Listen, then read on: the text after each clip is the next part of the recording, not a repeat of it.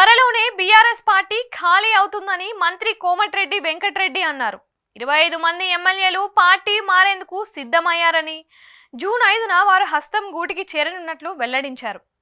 Delimitation తర్వాత తెలంగాణలో assembly స్థానాల సంఖ్య 154కు చేరుకుంటుందని, ఇందులో 125 సీట్లు కాంగ్రెస్ గెలుస్తుందని విశ్వాసం వ్యక్తం చేస్తున్నారు.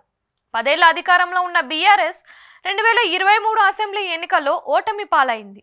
ఆ తరువాత ఆ పార్టీకి చెందిన పలువురు సిట్టింగ్ ఎమ్మెల్యేలు, ఎంపీలు అధికార కాంగ్రెస్ పార్టీలో జాయిన్ అయ్యారు.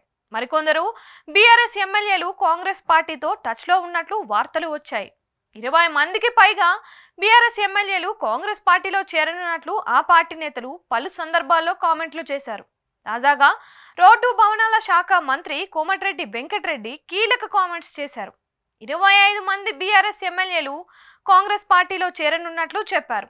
అందుకు డేట్ కూడా ఫిక్స్ అయింది అన్నారు. పార్లమెంట్ ఎన్నికలు ముగిసిన తరువాత బీఆర్ఎస్ దుకాణం ఖాళీ అవుతుందన్నారు.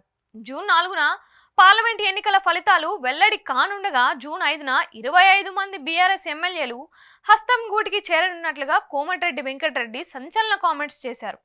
బీఆర్ఎస్ నుంచి ప్రస్తుతం ఎంపీ అభ్యర్థులుగా పోటీ చేసిన 6గురు నామినేషన్ కంటే ముందు తనను సంప్రదించారని మరో బాంబు పేల్చారు.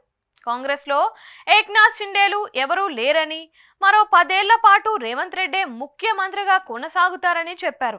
త్వరలో నియోజకవర్గాల డీలిమిటేషన్ ఉంటుందని, తెలంగాణ అసెంబ్లీ సీట్ల సంఖ్య 154కు పెరుగుతుందని చెప్పారు.